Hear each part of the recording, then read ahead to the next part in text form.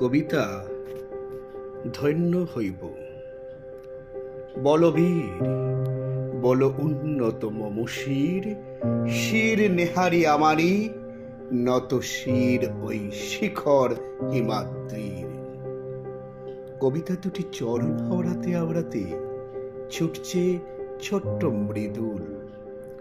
হাটচালার মাঠে আজ নজরুল জয়ন্তী।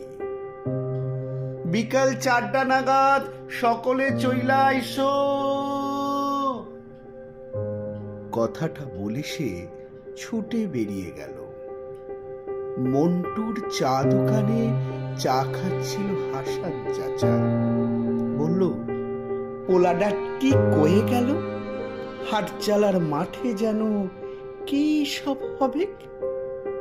মন্টু কইল, ও সব তুমি বুঝবানি চাচা, আজকে নজরুলের জন্মদিন বটে, তাই ওরা মানাইবে। কেন মাঠে পালন করবে কেন?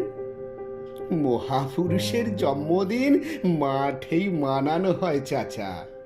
ও যে সে লোক লয়, বহুত বড় কবি বটে, কত নাম আর, কত কবিতা লিখিছেন, কত গান লিখিছেন। পড়তে পড়তে বুড়ো হয়ে যাবে, তাও শেষ হবে ক্লাই। মার লিখা ব্রিটিশ সরকারের ভিত লড়াই দিছিল, মাকে ভারী ডর করত ওরা, তাই তো মাকে জেলে ভরে দিছিল।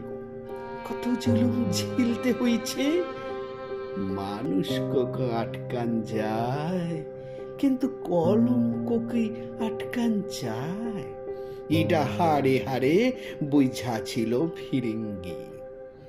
অন্যায়, জুলুম আর অবিচারের খিলাফে সাধারণ মানুষের মনে সংগ্রামী চেতনা জন্ম দিচ্ছে। এই লগে উনাকে বিদ্রোহী কবি কয়। উনি হিন্দু মুসলমানকে এক চোখে দেখতে শিখাইছেন। জীবনটা তার শুধু দুঃখ কষ্টেই কাটল। 9 বছর বয়সে বাপ মইরা গেল। কত কষ্ট কইরা লেখাপড়া শিখেছে, সেই তরে তারে দুঃখ মিয়া বলে। বড় ভালো মানুষ ছিল গো চাচা, বড় ভালো মানুষ ছিল। মন্টুর কথাগুলো বিভোর হয়ে শুনছিল চাচা। হঠাৎ মন্টু কইল, চাচা তোমার চা চড়াই গেল, আর এক কাপ দিমু? চাচা শুধালেন, লেখাপড়া না শিখলে কত কিছু অজানা থেকে যায়। এত বড় মানুষটা লগে কিছুই জানতে পারলুম না, খালি চা পিয়ে গেলুম। চা সমেত কাপটা রেখে চাচা উঠে দাঁড়ালো। মন্টু কয়, আজি তো সকাল সকাল ঘর যাচ্ছে কেন? চাচা জবাব দেয়, মানুষটা নিজের সুখের কথা না ভাইবে আমাদের লাইগা এত কিছু করলো, এতগুলো বই লিখলো, জেল খাটলো। ওর জন্মদিন বইলে কথা, যাইতে হবে নাই?